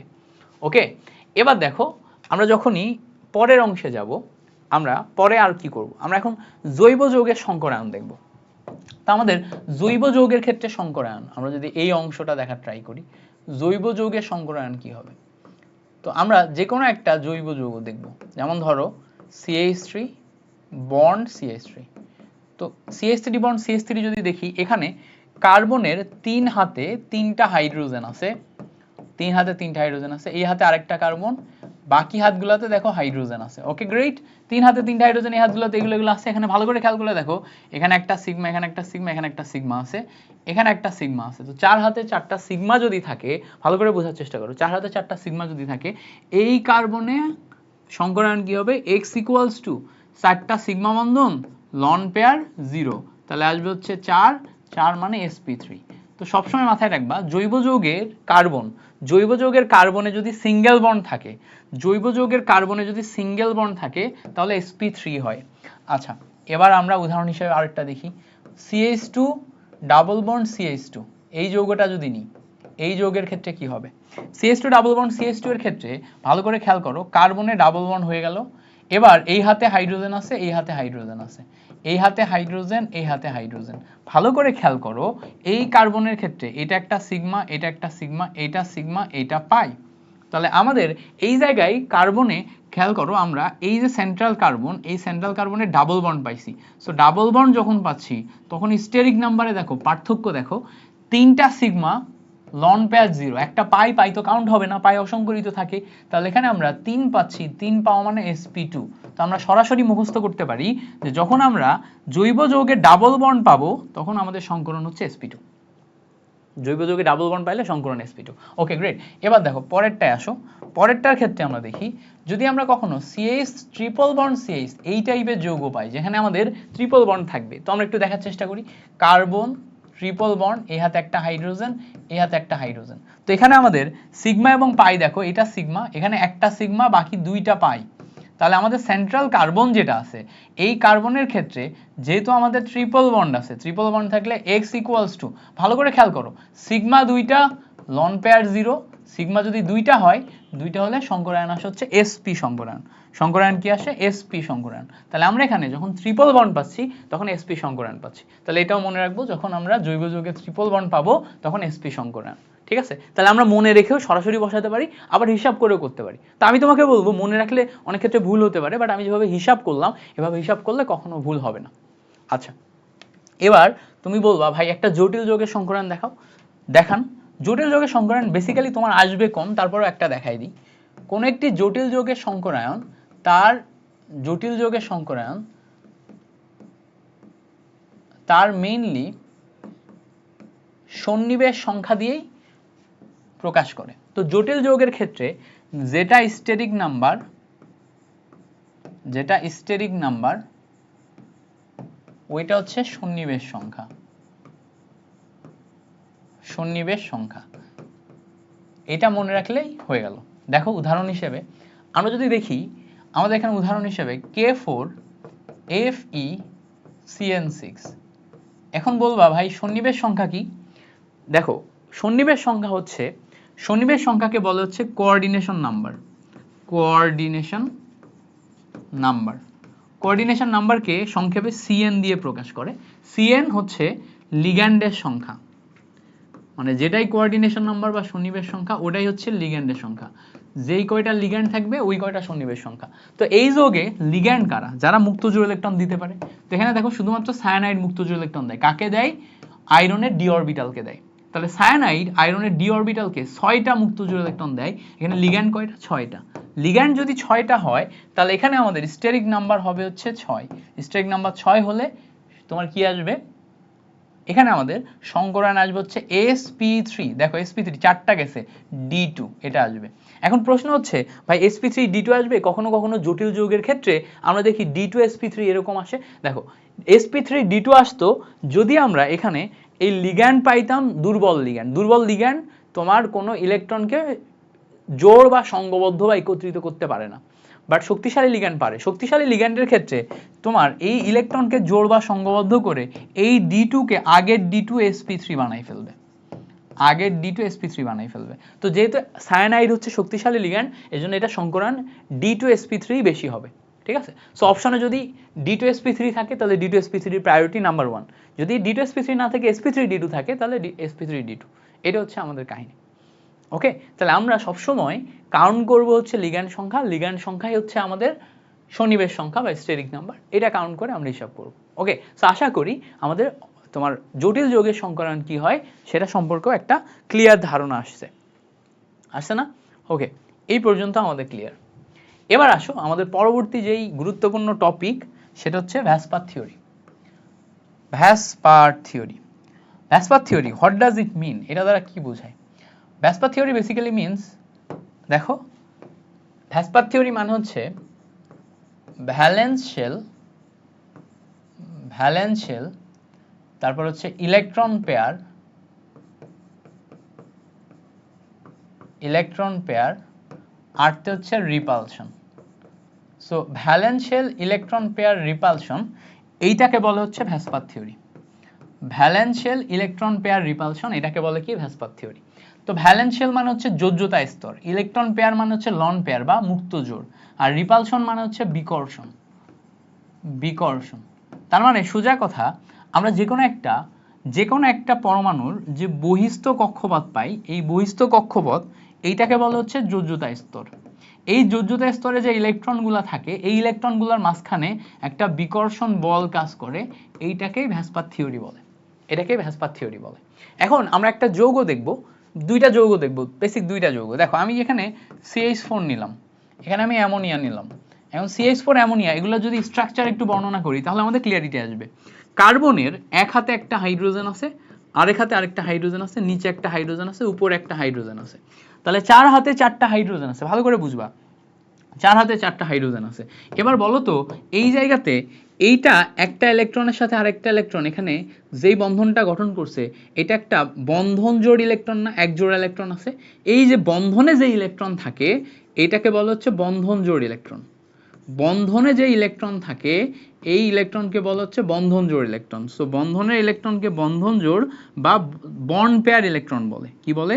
বন্ধন জোড় বা bond pair electron. Bond pair electron. So আমরা বন্ড পেয়ার ইলেকট্রনকে বিপি দিয়ে প্রকাশ করি। কি দিয়ে প্রকাশ করি? বিপি। ওকে, এবার দেখো এই জায়গাতে ভালো করে খেয়াল করো, অ্যামোনিয়া যেটা আছে, অ্যামোনিয়ার উপরে এক জোড়া মুক্ত জোড় ইলেকট্রন আছে। অ্যামোনিয়ার উপরে এক জোড়া মুক্ত জোড় ইলেকট্রন আছে। সো ভালো করে বুঝবা, এই অ্যামোনিয়ার নাইট্রোজেন এর এই সাইডে হাইড্রোজেন, এই সাইডে হাইড্রোজেন, এই সাইডে হাইড্রোজেন আছে, উপরে এক জোড়া মুক্ত জোড় ইলেকট্রন আছে। তাহলে এখানে খেয়াল করে দেখবা এইটা, এই মুক্ত জোড়কে ইংলিশে বলা হচ্ছে লন পেয়ার। এই লন পেয়ারকে আমরা সংক্ষেপে বলবো হচ্ছে এলপি। এবার এই যে বন্ধন জোড়কে আমরা বিপি বলছি। তো এখন এই যে আউটার শেল, এইটা আমার আউটার শেল, এই আউটার শেলে লন পেয়ার ইলেকট্রন আছে, আবার বন্ড পেয়ার ইলেকট্রন আছে। তো কখনো কখনো আমার বন্ড পেয়ারের সাথে বন্ড পেয়ারের বিকর্ষণ বল হবে, বন্ড পেয়ারের সাথে বন্ড পেয়ারের বিকর্ষণ হবে, কখনো কখনো বন্ড পেয়ারের সাথে লন পেয়ারের বিকর্ষণ হবে, আবার কখনো কখনো শুধু লন পেয়ারের সাথে লন পেয়ারের বিকর্ষণ হবে। সো ভ্যাসপার থিওরি বলতেছে যখন আমরা বিকর্ষণ বল কাউন্ট করব সেই ক্ষেত্রে লন পেয়ারের সাথে লন পেয়ারের বিকর্ষণ বল সবচেয়ে বেশি, লন পেয়ারের সাথে বন্ড পেয়ারের বিকর্ষণ বল এর চেয়ে একটু কম, আর সবচেয়ে কম হচ্ছে বন্ড পেয়ার বিকর্ষণ বল। সবচেয়ে কম কি? সবচেয়ে কম হচ্ছে বন্ড পেয়ার বিকর্ষণ বল। বুঝতে পারছো? দেখো, loan pair bond pair. So কোথাও যদি লন পেয়ার থাকে, মানে মুক্ত জোড় থাকে, সে বেশি তোমার হচ্ছে ইয়াকে ওই যৌগগুলাকে বিকৃত করে ফেলবে। তাহলে বিকৃতর পরিমাণ বেশি হবে কোথায়? লন পেয়ারে। ওকে, এই পর্যন্ত ক্লিয়ার? আচ্ছা, এই পর্যন্ত যদি ক্লিয়ার হয়, এবার আসো আমরা কিছু বন্ধন কোণের পরিবর্তন দেখব। তো ভ্যাসপার থিওরি অনুযায়ী বন্ধন কোণের পরিবর্তন একটু কাউন্ট করি। দেখো, CH4 এর আমরা জানি স্টেরিক নাম্বার কত, একটু আগে দেখে আসছি 4 হলে আমাদের সংকরায়ন হয় হচ্ছে sp3। এবার এই যে সংকরায়ন sp3, এটার কাহিনী কি ঘটলো? এই হাতে হাইড্রোজেন আছে, এই হাতে হাইড্রোজেন আছে, এই হাতে হাইড্রোজেন আছে, এই হাতে হাইড্রোজেন আছে। তো sp3 মানে আমাদের এখানে আমরা জানি sp3 সংকরায়নে বন্ধন কোণ হচ্ছে 109 ডিগ্রি 28 মিনিট। তার মানে এই যে বন্ধন, এই বন্ধনের মাঝখানের কোণ 109 ডিগ্রি 28 মিনিট। এই বন্ধনের মাঝখানের কোণ 109 ডিগ্রি 28 মিনিট। এই বন্ধনের মাঝখানের কোণ 109 ডিগ্রি 28 মিনিট। ওকে, এই বন্ধনের মাঝখানের কোণ 109 ডিগ্রি 28 মিনিট। তাহলে দেখো এই জায়গাতে এই 109 ডিগ্রি 28 মিনিটের কোনো বিকৃতি ঘটবে না। কেন? কারণ এই জায়গায় যে বন্ড পেয়ারটা আছে আর এখানে যে বন্ড পেয়ারটা আছে, এর মাঝখানে বন্ড পেয়ার বিকর্ষণ বল কতটুকু ছিল খেয়াল করে দেখবা। লন পেয়ার সবচেয়ে বেশি ছিল, এর চেয়ে কম ছিল বন্ড পেয়ার, তারপরে ছিল বন্ড পেয়ার। তো বন্ড পেয়ার যে ইলেকট্রন, এর ভিতরের বিকর্ষণ খুবই কম। তো খুব কম হইলে এ কোনো বিকৃতি ঘটাতে পারে না, ফলে এ কোনো বিকৃতি না ঘটিয়ে যা বন্ধন কোণ আছে তাই রেখে দিবে। এবার ঠিক এই জায়গাতে আমরা যদি অ্যামোনিয়ারটা দেখার চেষ্টা করি, অ্যামোনিয়াতে উপরে এক জোড়া মুক্ত জোড় ইলেকট্রন আছে। সো স্টেরিক নাম্বার কত যাবে? দেখো, 3টা সিগমা, একটা মুক্ত জোড়, আসবে হচ্ছে S4 মানে হচ্ছে sp3। তাহলে হওয়া উচিত কত? হওয়া উচিত 109 ডিগ্রি 28 মিনিট। বাট এটা হয় না। কেন হয় না? দেখো, হয় না কেন এটা এখন দেখাবো। এই জায়গাতে আমাদের উপরে এক জোড়া মুক্ত জোড় ইলেকট্রন আছে, সাইডে হাইড্রোজেন আছে, এর মাঝখানের যেই বন্ধন কোণ, এখানে যে বন্ধন কোণ, এই বন্ধন কোণের পরিবর্তন হয়ে যাবে। কেন পরিবর্তন হবে? এই লন পেয়ার এই বন্ড পেয়ারকে বিকর্ষণ করবে। কারণ কি? লন পেয়ার বন্ড পেয়ার যে বিকর্ষণ, এটা অনেক বেশি। তাহলে এইটা এটাকে বিকর্ষণ করবে, এইটা এইটাকে বিকর্ষণ করবে। বিকর্ষণ করলে এই হাইড্রোজেন এদিক পানে সরে আসবে। কারণ কি? কারণ এর সাথে এর তো বন্ড পেয়ার বিকর্ষণ, এর সাথে এর বন্ড পেয়ার বিকর্ষণ, এর সাথে এর বন্ড পেয়ার বিকর্ষণ। বন্ড পেয়ার বিকর্ষণ হচ্ছে লন পেয়ার বেশি হওয়ার কারণে এর আকৃতি পরিবর্তন হয়ে যাবে। সো এটা এই জায়গায় না যে এই জায়গায় চলে যাবে, তখন এই মাঝখানের বন্ধন কোণ 107 ডিগ্রি হয়ে যাবে। এবার আমাদের একটা প্যাটার্ন মনে রাখতে হবে। 3টা যৌগ, পানি, অ্যামোনিয়া এই দুইটার ক্ষেত্রে যে বন্ধন কোণ, এই দুইটার ক্ষেত্রে, অন্য কিছুর ক্ষেত্রে কিন্তু খাটে না, শুধু এই দুইটার ক্ষেত্রেই খাটে। মনে রাখার সুবিধার্থে আমরা টিচাররা বলি, এটার কোনো সায়েন্টিফিক ব্যাখ্যা নেই, মনে রাখার সুবিধার্থে আমরা টিচাররা বলি। সো এখানে এক জোড়া মুক্ত জোড় ইলেকট্রন, এইটার যোগও -2.5 ডিগ্রি বন্ধন কোণ কমায়। তাহলে বেসিক্যালি হওয়ার কথা ছিল 109.5, এখান থেকে এক জোড়ার জন্য যদি আমরা 2.5 ডিগ্রি বাদ দিই তাহলে 107 হয়ে যায়, 107 হয়ে যায়। পানির ক্ষেত্রেও সেম, পানির ক্ষেত্রে এখানে আমাদের 2 জোড়া ইলেকট্রন আছে দেখো। তাহলে এখানে আমাদের বেসিক হওয়ার কথা ছিল 109.5, এখানে 2.5 × 2 মানে 5 ডিগ্রি বাদ দিবা, বাদ দিলে 104.5 পাবা। তো পানির ক্ষেত্রে বন্ধন কোণ কত? 104.5। তো এইটা হচ্ছে আমাদের ভি আকৃতি ধারণ করে, পানি হচ্ছে আমাদের ভি আকৃতি ধারণ করে। আর এদিকে আমাদের ওই যে অ্যামোনিয়া যেটা আছে, এইটা হচ্ছে বিকৃত চতুস্তলকীয় ধারণ করে, চতুস্তলকীয় বাট বিকৃত চতুস্তলকীয় ত্রিকোণাকার পিরামিড বলে, এটাকে বলা হচ্ছে ত্রিকোণাকার পিরামিড আকৃতি। তো এটার আকৃতি কেমন আমি যদি একটু লিখে দিই, এই জায়গায় লিখবো, এখানে লিখি ত্রিকোণাকার পিরামিড। তো এগুলো একটু মুখস্থ করবা যাতে আসলে পারো, ওকে? ত্রিকোণাকার পিরামিড। এছাড়া তোমার আর কয়েকটা যৌগের বন্ধন কোণগুলো মুখস্থ করতে হবে। এই ভ্যাসপার থিওরি দিয়ে এই চারটা থেকেই প্রশ্ন আসে। এছাড়া আর কয়েকটা যৌগের বন্ধন কোণ মুখস্থ করতে হবে। যেমন দেখো H2S, এই যৌগের বন্ধন কোণ হচ্ছে 92 ডিগ্রি। তারপরে NF3, এই যৌগের বন্ধন কোণ 94 ডিগ্রি, তাই না? 94 degree, I guess 94। So H2S, NF3, আর কয়েকটা আছে, প্রশ্ন সলভ ক্লাসে বাকিগুলো আমি দেখাই দিছি। এগুলা খুব কম আসে, তো এই জন্য হচ্ছে যে সচরাচর থিওরি পড়াইতে যে মনে থাকে না, মনে থাকার কথাও না, প্রশ্ন সলভ করতে যে ওগুলা খুঁজে বের করা হয়, আচ্ছা কোনটার কত, তারপরে দেখাই দেওয়া হয়। সো প্রশ্ন সলভ ক্লাসে এগুলা দেখানো হয়। ওকে, সো আশা করি এই পর্যন্ত ক্লিয়ার হয়েছে। পরের থিওরি হচ্ছে আমাদের হাইড্রোজেন বন্ধন। আমরা এরপরে হাইড্রোজেন বন্ধনে যাব, ডিটেলস হাইড্রোজেন বন্ধন পড়ব। ক্লাস টাইম কত হয়েছে দেখো তো, ক্লাস টাইম কত? হাইড্রোজেন বন্ধন 20 মিনিটে হবে আই গেস। পজ করো। হাইড্রোজেন বন্ধন শিখতে গেলে আমাদের প্রথমেই হাইড্রোজেন বন্ধনের শর্ত সম্পর্কে জানতে হবে। হাইড্রোজেন বন্ধনের শর্ত কি, শর্ত জানার পরে তারপরে আমরা আস্তে আস্তে হাইড্রোজেন বন্ধনের ডিটেলসে যাইতে পারবো। সো হাইড্রোজেন বন্ধনের শর্ত মানে হাইড্রোজেন বন্ধন কারা দেয়। তো শর্ত হচ্ছে অবশ্যই আমরা হাইড্রোজেন বন্ধন দেখব, হাইড্রোজেন যদি না থাকে তাহলে হাইড্রোজেন বন্ধন কিভাবে হবে। তো অবশ্যই হাইড্রোজেন বন্ধনের শর্তে অবশ্যই হাইড্রোজেন থাকতে হবে, হাইড্রোজেন থাকতে হবে, হাইড্রোজেন ব্যতীত হাইড্রোজেন বন্ধন হবে না। 2 নাম্বার পয়েন্ট হচ্ছে হাইড্রোজেন থাকার পাশাপাশি এখানে অধিক তড়িৎ ঋণাত্মক মৌল থাকতে হবে। কি পয়েন্ট হচ্ছে অধিক তড়িৎ ঋণাত্মক মৌল। সো অধিক তড়িৎ ঋণাত্মক মৌল থাকতে হবে, এবং শুধু অধিক তড়িৎ ঋণাত্মক মৌল হলে হবে না, তাদের আকার হইতে হবে ছোট, আকার হইতে হবে ছোট।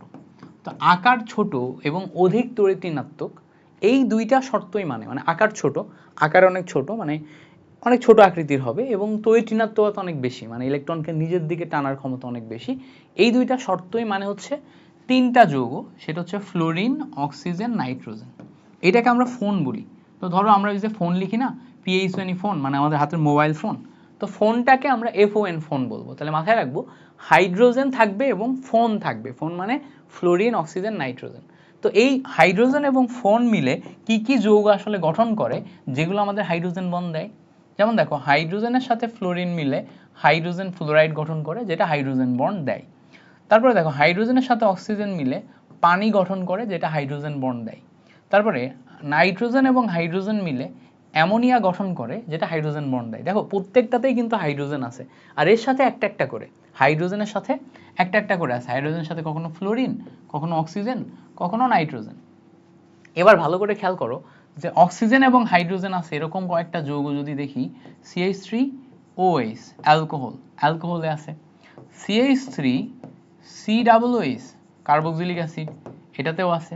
তো এই টাইপের যে যৌগগুলো আছে, এই যৌগগুলো সবাই আমাদের হাইড্রোজেন বন্ড দেয়, এই যৌগগুলো সবাই হাইড্রোজেন বন্ড দেয়।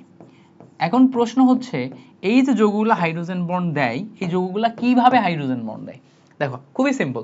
হাইড্রোজেন বন্ড দেওয়ার জন্য আমরা এখানে হাইড্রোজেন ফ্লোরাইডের একটা উদাহরণ নিই। হাইড্রোজেন ফ্লোরাইড এখানে সমযোজী বন্ধন গঠন করছে হাইড্রোজেন এবং ফ্লোরিন, কিন্তু ফ্লোরিনের তড়িৎ ঋণাত্মকতা বেশি, মানে কি ফ্লোরিনের শেয়ারকৃত ইলেকট্রনকে নিজের দিকে টেনে নেওয়ার ক্ষমতা বেশি। সো শেয়ারকৃত ইলেকট্রনকে যদি নিজের দিকে টেনে নেয় তাহলে ডেল মাইনাস আর এ ডেল প্লাসে পরিণত হবে। এবার আরেকটা ফ্লোরিন চিন্তা করো, একই পাত্রে আছে, পাশাপাশি এও ডেল মাইনাস আর ডেল প্লাসে পরিণত হয়েছে।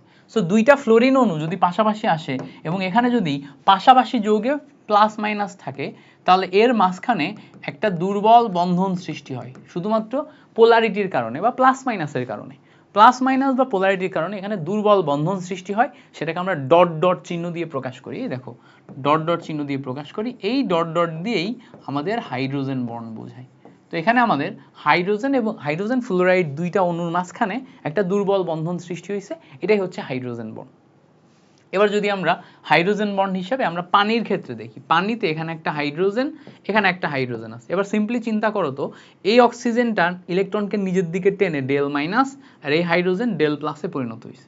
সেম ভাবে এই অক্সিজেনটা এই সাইডে ডেল মাইনাস এ ডেল প্লাসে পরিণত হয়েছে, এরকম। তো এখন এই যৌগগুলা ইলেকট্রনকে, খেয়াল করো এই জায়গায় একটা হাইড্রোজেন আর এখানে একটা অক্সিজেন, এইগুলা যদি তুমি পানিকে পাশাপাশি রাখো, অনেকগুলো পানিকে পাশাপাশি রাখো, তাহলে এর ভিতরে যেহেতু পোলারিটি সৃষ্টি হয়েছে, সো এই পোলের কাছাকাছি এসে এর ভিতরে চার্জ, বিপরীতধর্মী চার্জের কারণে একটা দুর্বল বন্ধন সৃষ্টি হয়। এখানে একটা দুর্বল বন্ধন সৃষ্টি হয়, ডট ডট দিয়ে প্রকাশ করে এই দুর্বল বন্ধন। এই দুর্বল বন্ধনটাই হচ্ছে আমার কাঙ্ক্ষিত হাইড্রোজেন বন্ড, যেটা পানির ভিতরেও থাকে। আমি সেম ভাবে যদি অ্যামোনিয়ার স্ট্রাকচার দেখি, অ্যামোনিয়াতেও আমাদের NH2, তো NH2 এখানে ধরো একটা হাইড্রোজেন আছে, সেম ভাবে NH2 এখানে একটা হাইড্রোজেন আছে। তো এই অ্যামোনিয়া ডেল মাইনাস এই hydrogen del plus, ammonia del minus hydrogen del plus, দুইটা অ্যামোনিয়া পাশাপাশি এই যে মাইনাস প্লাস এর মাঝখানে একটা দুর্বল বন্ধন ক্রিয়েট করতে পারে কিনা বলো তো? দুর্বল বন্ধন ক্রিয়েট করতে পারে, যেইটাকে আমরা হাইড্রোজেন বন্ড বলি, যেটাকে আমরা কি বলি? হাইড্রোজেন বন্ড বলি। তাহলে এখানে আমাদের দুর্বল অ্যামোনিয়া কি তৈরি করতেছে? হাইড্রোজেন বন্ড তৈরি করতেছে। ক্লিয়ার হয়েছে কিনা? ক্লিয়ার হয়েছে। সো এইভাবে আমরা হাইড্রোজেন বন্ড সম্পর্কে একটা মোটামুটি ভালো মানের ক্লিয়ারিটি পাইলাম। তাহলে এখানে আমাদের হাইড্রোজেন বন্ড তৈরি হইল। ওকে, এ পর্যন্ত ক্লিয়ার? আচ্ছা, তাহলে হাইড্রোজেন বন্ড কিভাবে তৈরি হলো, শর্ত কি, কারা হাইড্রোজেন বন্ড দেয়, এগুলো সব ক্লিয়ার। এগুলো কিন্তু প্রত্যেকটা এমসিকিউ এর জন্য ইম্পর্টেন্ট। প্রত্যেকটা পয়েন্ট যা আমি তোমাকে এখানে বলছি, প্রত্যেকটা এমসিকিউ এর জন্য ইম্পর্টেন্ট, ভার্সিটিতে আসে। সো ভালো করে মাথায় রাখো, আসলে যেন দাগাইতে পারো। এবার আসো, আমাদের এই হাইড্রোজেন বন্ডই দুই প্রকারের হয়। এই হাইড্রোজেন বন্ড এটাই আমাদের দুই প্রকারের হয়। তো আমরা একটু দুই প্রকার হাইড্রোজেন বন্ড দেখার চেষ্টা করব। প্রথম কথা, হাইড্রোজেন বন্ডের প্রথম প্রকারভেদ হচ্ছে অন্ত আণবিক হাইড্রোজেন বন্ড। অন্ত আণবিক হাইড্রোজেন বন্ড, এটা একটা প্রকারভেদ। আরেকটা প্রকারভেদ হচ্ছে আন্ত আণবিক হাইড্রোজেন বন্ড। আন্ত আণবিক হাইড্রোজেন বন্ড, এই হচ্ছে আমাদের হাইড্রোজেন বন্ডের দুইটা প্রকারভেদ। Number 1 this, number 2 this. So অন্তঃআণবিক হাইড্রোজেন বন্ড এবং আন্তঃআণবিক হাইড্রোজেন বন্ড, এই যে দুইটা প্রকারভেদ আমরা দেখলাম, দুইটা প্রকারভেদ আসলে মানে কি সবসময় মাথায় রাখবো। অন্ত কথাটা আসছে হচ্ছে অন্তর শব্দ থেকে। অন্তর শব্দ থেকে। অন্তর মানে হচ্ছে, অন্তর কোথায় থাকে বলো তো? তোমার অন্তর, তোমার অন্তর তোমার নিজের ভিতর থাকে না? তো অন্তর মানে হচ্ছে নিজের ভিতর, নিজের ভিতর। তার মানে নিজের ভিতরেই যেই হাইড্রোজেন বন্ডগুলো ক্রিয়েট হয় তাকে আমরা অন্তঃআণবিক হাইড্রোজেন বন্ড বলি। এবার নিজের ভিতরেই ক্রিয়েট কিভাবে হয় দেখো, আমরা যদি অর্থোনাইট্রোফেনলের স্ট্রাকচারটা দেখি, অর্থোনাইট্রোফেনলের ক্ষেত্রে এখানে OH থাকে আর এখানে নাইট্রোমূলক থাকে। সো নাইট্রোমূলকে ভালো করে খেয়াল করলে দেখবা এই অক্সিজেন পাইলাম। সো অর্থোনাইট্রোফেনলের ক্ষেত্রে এই হাইড্রোজেন, খেয়াল করো, এই oxygen del minus hydrogen del plus, oxygen del মাইনাসে রূপান্তর হয়েছে। সো এই অক্সিজেন আর এবং এই হাইড্রোজেন এর মাঝখানে তোমার যেই বন্ধনটা ক্রিয়েট হয় এইটা হচ্ছে আমাদের হাইড্রোজেন বন্ড। ঠিক আছে? তাহলে এই জায়গায় যেহেতু একই যৌগের ভিতরে আমার হাইড্রোজেন বন্ধন ক্রিয়েট হয়েছে, এজন্য এটাকে আমরা অন্তঃআণবিক হাইড্রোজেন বন্ধন বলতে পারি। এটাকে আমরা কি বলি? অন্তঃআণবিক হাইড্রোজেন বন্ধন। ক্লিয়ার তো?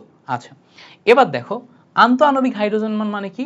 অন্যের সাথে, আন্ত শব্দ মানে হচ্ছে অন্য, সো অন্যের সাথে যেই হাইড্রোজেন বন্ডটা দিবে সেটা হচ্ছে আন্তঃআণবিক হাইড্রোজেন বন্ড। যেমন ধরো আমরা একটু আগে দেখছি হাইড্রোজেন ফ্লোরাইড আরেকটা হাইড্রোজেন ফ্লোরাইডের সাথে যেই বন্ধনটা দেয় সেটা হচ্ছে আন্তঃআণবিক। তারপরে দেখো পানি আরেকটা পানির সাথে যে হাইড্রোজেন বন্ডটা দেয় এটা হচ্ছে আন্তঃআণবিক, তাই না? তারপরে অ্যামোনিয়া আরেকটা অ্যামোনিয়ার সাথে যেই হাইড্রোজেন বন্ডটা দেয় এটাও আন্তঃআণবিক। এবার এই ফেনলই অর্থোনাইট্রোফেনল না হয়ে, দেখো এই ফেনলই অর্থোনাইট্রোফেনল না হয়ে প্যারানাইট্রোফেনল যদি হইতো, নাইট্রোমূলকটা নিচে থাকতো, তখন কি এইটার সাথে আর এইটা হাইড্রোজেন বন্ধন দিতে পারতো? উত্তর হচ্ছে না, দিতে পারতো না। তখন এ হয়ে যাইতো তোমার আন্তঃআণবিক হাইড্রোজেন বন্ড। কিভাবে? আরেকটা অণুর সাথে উল্টা হয়ে বসতো, আরেকটা অণুর সাথে নাইট্রোমূলক উল্টা হয়ে বসতো, এখানে OH বসতো, তখন এ এর সাথে একটা হাইড্রোজেন বন্ড আর এ এর সাথে একটা হাইড্রোজেন বন্ড দিত। তাহলে এই জায়গায় প্যারানাইট্রোফেনল নিলে আমরা আন্তঃআণবিক হাইড্রোজেন বন্ড পাবো, এবং এখানে হাইড্রোজেন বন্ধন সংখ্যা কিন্তু দুইটা, একটা না। কয়টা পাবো আমরা? দুইটা পাবো। তাহলে এই জিনিসটাও আমাদের ভালো করে মাথায় রাখতে হবে। তাহলে আমাদের হাইড্রোজেন বন্ড সম্পর্কে এই বিষয়টাতে ক্লিয়ারিটি আসলো কিনা? আসে না? আশা করি এই বিষয়টাতে আমাদের ক্লিয়ারিটি আসছে। ওকে, গ্রেট। এই পর্যন্ত যদি আমরা ভালো করে বুঝতে পারি, এখন আসো আমাদের হাইড্রোজেন বন্ড সম্পর্কে আরো কিছু তথ্য। হাইড্রোজেন বন্ধনে আমাদের বলে যে, আমাদের এভাবে বলে ইথানোয়িক অ্যাসিডের ডাইমারে, ইথানোয়িক, খেয়াল করো, ইথানোয়িক অ্যাসিডের ডাইমারে কয়টা হাইড্রোজেন বন্ধন থাকে? কয়টা হাইড্রোজেন বন্ড থাকে? তো এটা একটা এমসিকিউ যেটা আমাদের বিভিন্ন ইউনিভার্সিটিগুলোতে আসে। তো ইথানোয়িক অ্যাসিডের ডাইমার মূলত গঠনই হয় হাইড্রোজেন বন্ধনের মাধ্যমে। কিভাবে গঠন হয় একটু বোঝার চেষ্টা করি। ইথানোয়িক অ্যাসিড তো আমরা জানি CH3 COOH, CH3 COOH, CH3 COOH, that is ethanoic acid. So এই যে ইথানোয়িক অ্যাসিডটা পাইলাম, এই ইথানোয়িক অ্যাসিডের ডাইমার মানে কি? দুইটা ইথানোয়িক অ্যাসিড একসাথে থাকবে, এটা ডাইমার। কেমনে গঠন হবে? দেখো এখানে আমরা প্রথমে CH3 নিলাম, তারপরে C, উপরে ডাবল বন্ড অক্সিজেন, এখানে বন্ড OH বসালাম। এখন এই ডাইমার গঠন করার জন্য আমরা যেটা করব, এই কার্বনটাকে এখানে রিপিট করব, বন্ড CH3 নিব। এবার ঠিক উল্টা স্ট্রাকচার করব, এই OH-টাকে এখানে উপরে বসাবো, আর এই জায়গাতে খেয়াল করো ডাবল বন্ড অক্সিজেনকে এখানে বসাবো। এবার দেখো এই জায়গাতে আমাদের এটা ডেল মাইনাস, এটা ডেল প্লাস, এটা ডেল মাইনাস, এটা ডেল মাইনাস, এটা ডেল প্লাস, এটা ডেল মাইনাস। তো খেয়াল করলে দেখবা এই ডেল মাইনাস ডেল প্লাসের মাঝখানে একটা দুর্বল আকর্ষণ বল ক্রিয়েট হচ্ছে এবং হাইড্রোজেন বন্ড ক্রিয়েট হচ্ছে, এখানে একটা হাইড্রোজেন বন্ড ক্রিয়েট হচ্ছে। তো এখানে তুমি যদি একটু আইডেন্টিফাই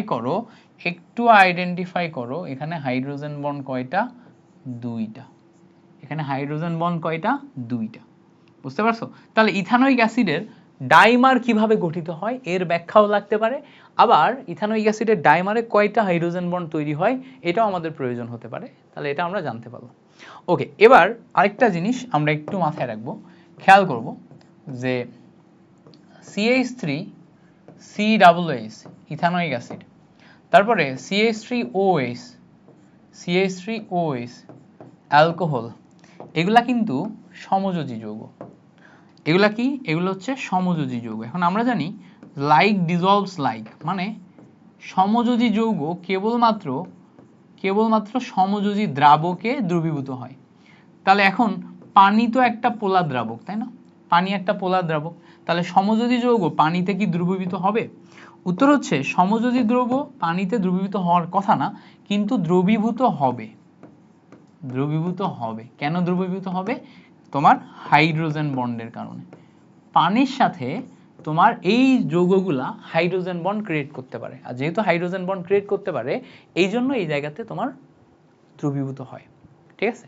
এছাড়া আমাদের এটা মাথায় রাখতে হবে, হাইড্রোজেন বন্ডের কারণে যেমন হাইড্রোজেন ফ্লোরাইড এগুলা ডাইমার গঠন করতে পারে, হাইড্রোজেন ফ্লোরাইডের ট্রাইমার গঠন হইতে পারে, ইথানোয়িক অ্যাসিডের ডাইমার তো আমরা দেখছি।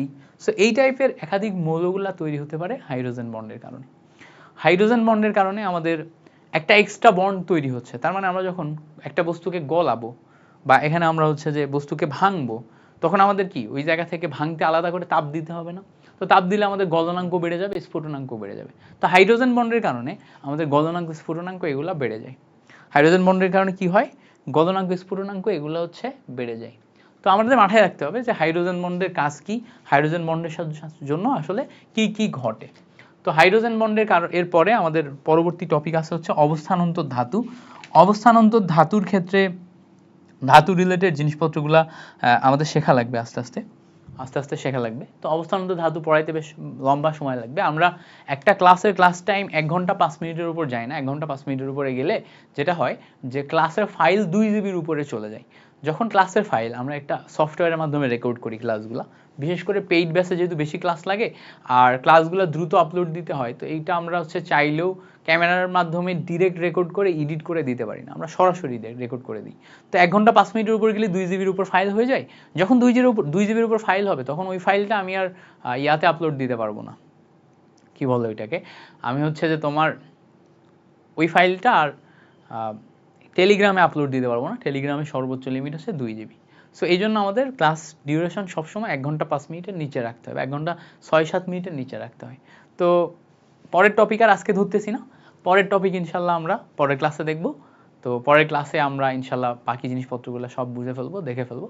তো ততক্ষণ পর্যন্ত ভালো থাকো, সুস্থ থাকো, ভাইয়ার জন্য দোয়া কইরো। আল্লাহ হাফেজ, আসসালামু আলাইকুম।